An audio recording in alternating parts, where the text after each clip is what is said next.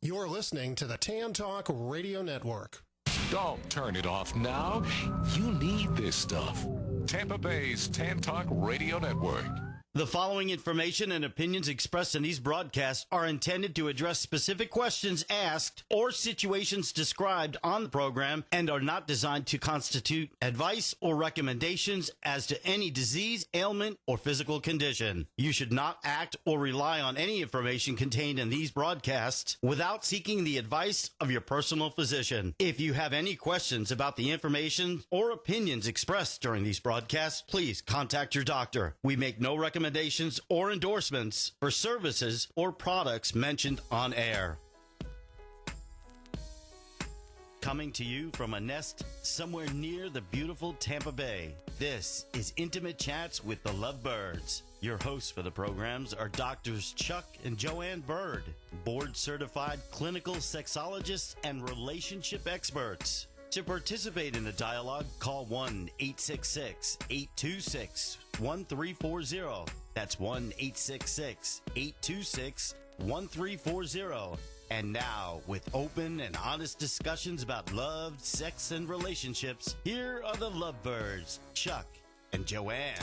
We're here talking. We're getting ready to talk with Dr. Dietza and Dr. Ross. Yes. We've been talking about Ovarian Cancer Day. Yes. And I want everyone to know that you can go to ovariancancerday.org. That's ovariancancerday.org if you want to find out symptoms, if more information. What you should know at every age of risk. It has a lot of information on there. So definitely go on, check it out, get educated. That's the first step. So let's talk about our guest coming on. Right, I'm really excited. We have Dr. Dietza. She's a physical therapist, board-certified clinical sexologist, and the founder of Women's Therapy Center. We have Dr. Ross Tabasel. She's a licensed clinical social worker, board-certified clinical sexologist, and co-director of the Women's Therapy Center. The Women's Therapy Center is in New York. Mm-hmm. It's a practice specializing in urogynecologic rehabilitation, treatment of female sexual dysfunction, breast and female cancer rehabilitation, and management of somatic disorders. Now, together, Drs. Katz and Dr. Tabasel pioneered the Dye-Ross methodology. Mm-hmm. It's a successful intervention for vaginismus and dyspareunia, for which they have become known worldwide. Yes, they have, and they've received awards and everything else. And for those of you that might be listening going, what in the heck is vaginismus? They were on our show probably 3 years ago, and you can go to our YouTube channel, which is DrsBirdPhd. That is our YouTube channel, and you can see their segments on vaginismus. So Dr. Ross and Dietza, are you there? We are here. Hello, and thanks for having us on the show. Well, thanks for being on. We're so excited you're back. It's been too long. Thank you. I'm delighted to see how busy you've been, how many people you are educating with your wonderful work. Oh, well, like I said, and you're too. part of it. I'm glad you're coming on to be able to do this because your center, which I absolutely adore, your center really focuses on women's sexual health. Mm-hmm. Yes, it does. And how many women do you see that have come in with ovarian cancer through your doors? We have, it ebbs and flows, but we have had enough to be able to know a bit about that. Sure. And what is, when they do come in, now some of them may have already been patients of yours for something else. Whether it's vaginismus, dyspareunia, it could be anything because, like I said, you treat a lot of different things. And for people that are listening, if you want to see what they treat in their, they treat a lot for women, it's womentc.com is their website. But anyway, when they first come in through your doors, what are the first things you talk to them about when it comes to ovarian cancer? Say hello. Yeah, hello, exactly. Hi. We sit down in our non-medical looking office. A hug. We'll give them a hug if necessary. Yes. But really, it depends on the presentation of the patient because some women will arrive and they just will rattle off their medical history. Some women will arrive, they'll sit down, and the box of Kleenex is very handy. Yes. So it really depends on the presentation. Mm-hmm. At the end of the appointment, we will have covered medical history, sexual history, social history, emotional history. We did everything. We got to know the woman and cover all the areas that will need help or those that have been helped and need maybe tweaking or whatever she would like to talk about. But the order is really as flexible as the woman needs are. That's one of the things we love about your practice too. Up there is it's not cookie cutter. You really base everything on the needs of the woman coming in. Well, within a framework, obviously. We Yes. know we'll go and we have the general roadmap, but we could arrive at our destination from different directions. And I'm sure the women are, like you said, the box of tissue sometimes being needed because they hear the word cancer and the fear and the unknown and what do I need to do and what's the best course of treatment and who do I trust, and you're probably the first ones they're coming to. Well, yes and no. Some, it will happen that we will see them soon because they were just diagnosed and may not even have the treatment yet. Others will come to us already post-intervention, and now it's a matter of, okay, the immediacy was taken care of, but what do I do from here?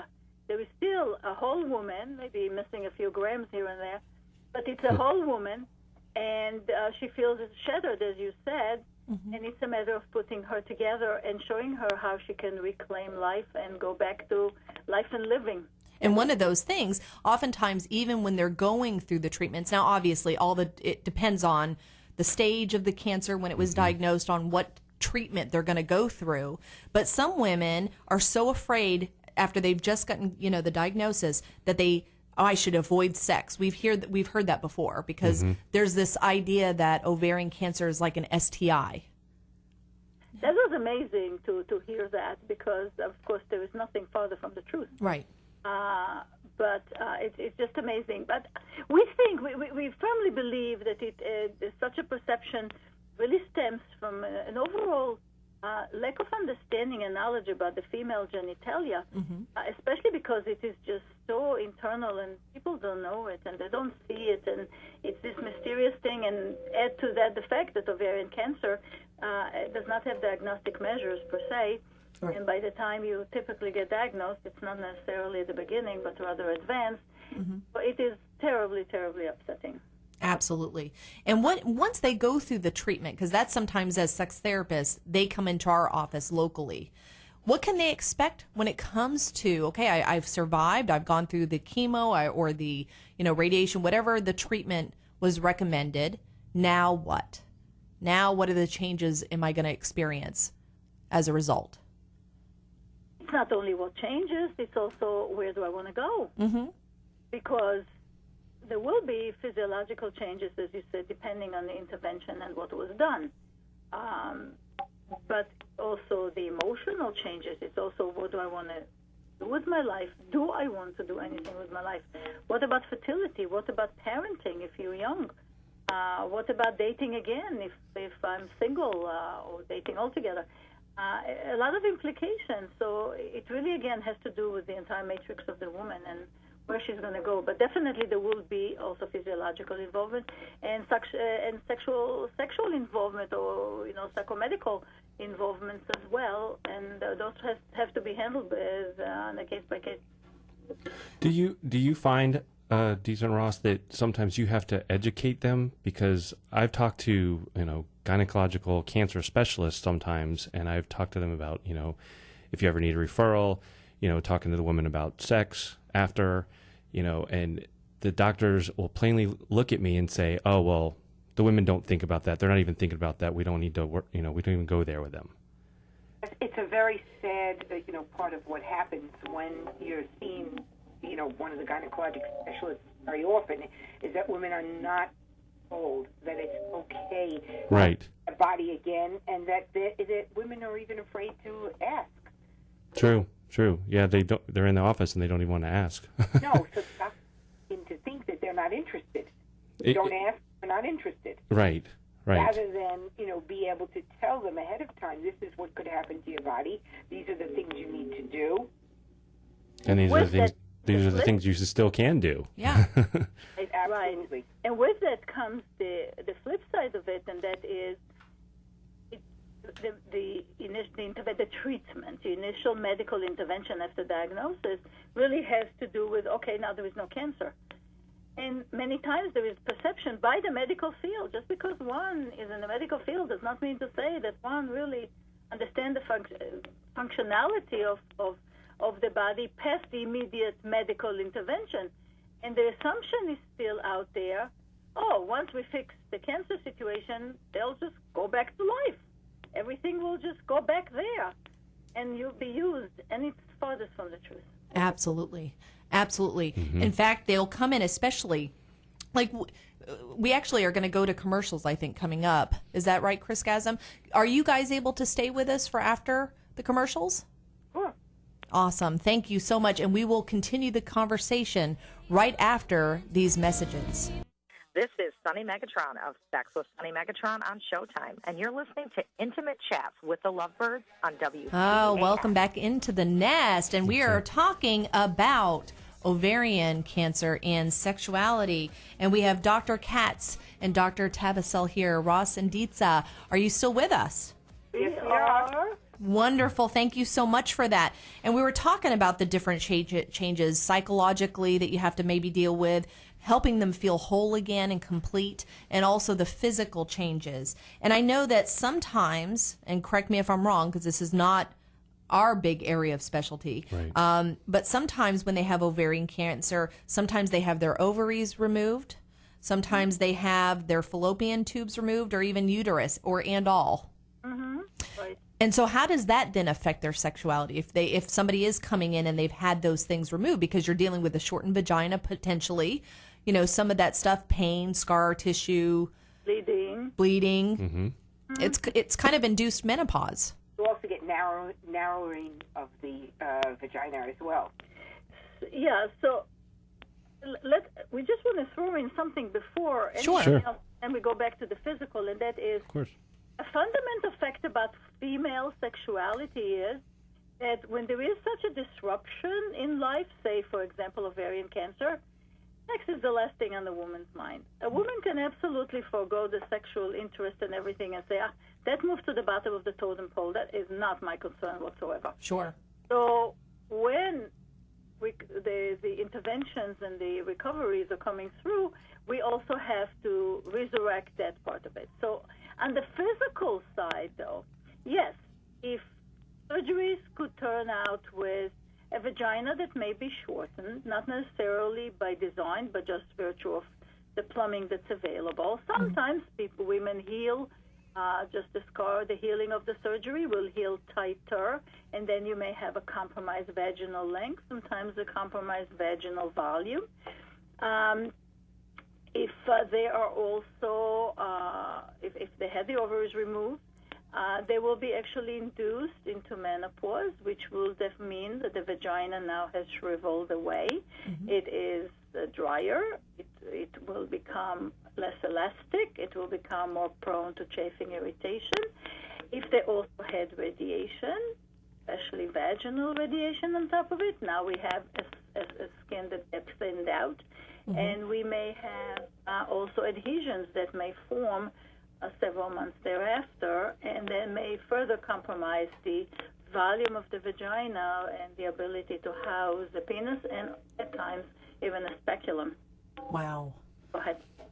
Wow. And so when they do come in, how do you start? They're coming in, they're having painful sex, they've had the induced menopause because they've had their ovaries removed, or like you said, there's been some adhesions or the scar tissue, and now they're trying to get that sex back, and they find, oh, great, now I've gone through this pain, I've survived cancer, everything else, and now there's painful sex. If there is even painful sex, often or more than not, they will be afraid to even put anything in the vagina because, again, the vagina is a mysterious spot. It's not like a car wash. You go by the walkway there and you see the car being shampooed and then rinsed off. We use this metaphor all the time. The vagina is mysterious. You don't know what's in there. It's already got compromised. It's already betrayed us somewhere, the plumbing there. And now I had radiation, surgery, whatever I had there, and now to put something in there, just the thought of it cringes the woman. So more often than not, they will come to us and will be their absolute first vagina visitors. So the idea will really begin to examine them, of course, and then see what is available, mechanically speaking, within the vagina, and then restore not only the confidence in having vaginal penetrations, but also make them doable. And once the physical is available, then the female mind will say, aha, now I see that if I put something inside me, it doesn't hurt me. I can then maybe relax enough, turn on the sexual switch and say, okay, let's see, maybe I could even resume my sexual life that way. And absolutely, and I think like you're saying, the ones that do take that risk at home with their partner and say, okay, I'm scared, I don't want to necessarily maybe do this, my partner wants to have sex though, and they go for it. I'm sure the fact that they have that fear, that obviously creates a lot of the pain too, because of that PC muscle that then becomes tighter. It really has nothing to do with the PC muscle. Yeah. No? The other thing, It really has to do with the PC muscles, if you meant in the sense of the reaction of saying no, yes. Yes. That is the part that works. That's correct. But the pain is also generic Yes. from the actual vaginal tissue and maybe the scar formation and maybe some other adhesions that have gone there and maybe some other surgical involvement. So it is a combination plate. Which is, again, why it's so important to go seek somebody so that they can, like you guys, that can figure out where is the source of that pain? What's happening mechanically, if it is, and if not, is there that psychological part, like you said, the yes, no? Correct. You know what happens, though, Joanna? Many of the doctors, when they go for the radiation, they're given dilators, not told what to do with them. Oh, yeah. Yeah, we've had them come in and say, my doctor has given, and that, and again, based on that fear, they're going, I just had all this radiation, cancer treatment. I'm going to put what, where? That's right, exactly. And they're not given lubrication to do it with. They're just handed a dilator, not necessarily even the correct size, and just told, put it in. Just stick it in there. They have no idea what to do with it. Very scary, very, very scary. And that's one of the things. Tell us about your methodology, because that's something that is so unique, the Ross methodology. Because you help get past that. Well, it's basically putting together the body, the mind, the fears, everything combined, and reclaiming the body and the genitals and the use of them, and sexual life.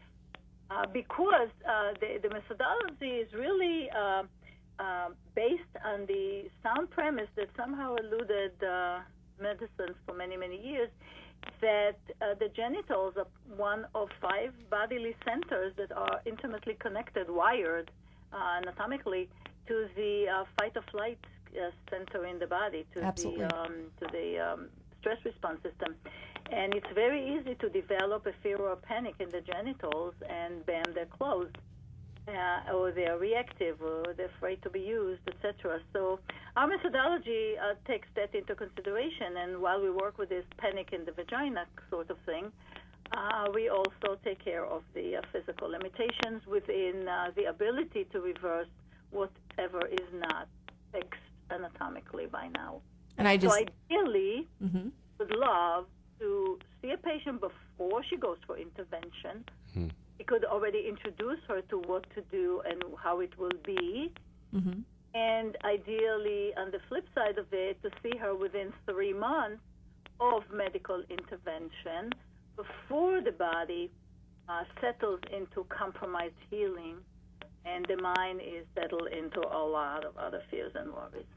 So in other words, don't wait necessarily a year and a half, and then come in. It's not to say there can't be help then, but you're dealing with a lot more stuff then. Yes, we'll add another caveat to this. Some oncologists will even allow women to use vaginal estrogen in order to renourish the area. That's between the woman and her oncologist and their philosophy of treatment. So we just send them there. We don't interfere with their particular relationship on that. But if one waits a year and a half, say, and she's already obviously with ovarian cancer, she will have her ovaries out, or chemically, or radiated, or whatever it is, she's going to be in induced menopause. A year and a half later, there is a lot of shrinkage. And now we have this interesting race of how much can we do with versus how much will the body be willing to do, considering now if we cannot even use estrogen, or even if there is a use of estrogen, how much recovery could be if there were radiation or scar formations that are pretty fixed, and it's difficult. Yeah. So it's a race against time. So the sooner, we love to see the ladies come within 3 months of intervention. Mm-hmm. A year and a half is a long time, but we have seen them too. Depends, of course, on the age of the woman. Has a lot to do with that, and the exact intervention and the history and her psychological makeup. How much she is willing to move forward and how much she's so afraid to be touched that we barely part the genital lips and she's already in a severe panic. So yeah. I can imagine that. And I'm sure sometimes because you also, I guess I'll just state it this way, what's also unique, I love the fact that it's the two of you, two women doing this, working with women. And like we've discussed before, there's no way this would work with a male nurse or physical therapist or something else in the office working with these women. Because all you need is the woman to turn to the male clinician of whatever training they are and say, how do you know how it feels? You don't have a vagina. You don't know what it feels like. And that is where we feel there is a bit of a gender specificity here. Sure, yep. Sure. And you also have, like I said, a beautiful blend of Dietza, both of you actually being, Dietza and Ross being board-certified clinical sexologists, having a PhD like we do from the same program, but you also, Ross is a licensed clinical social worker, so the therapy background, and then Dietza, you have the physical therapy where you can actually touch. So it's not like us here, Chuck and I, when people come to us, where we do have to do a lot of education, but say, here's the dilator set. And take it home. And take it home, with which can help, but you're able to help it right there. Yes, that's the beauty. And especially with people who have had cancer, what ends up happening is they're so fearful that they need somebody to really show them what to do. Right, literally. Show them, and I've seen that over and over again. It's not just the fear that comes in; it's also the emotional fear as well as the physical fear, and you have both. And when somebody's showing them, no, you can get this inside, and we'll work with you. There's a big difference. Than sending someone home with a dilator. Absolutely. Sure. Absolutely. And you also work with, if they're in a relationship, you work with that partner. We do whatever is necessary to see that the woman reclaims as much of her life as she is possibly interested in. So, yes, we offer all the services. And we would like to interject something else that's very, very important. Mm-hmm. We keep talking about sex as in vaginal intercourse. Oh, there's lots of other sex, absolutely. Of course. And, sometimes vaginal intercourse is not going to be possible. We cannot fix everyone. Some situations are not to be had for vaginal intercourse.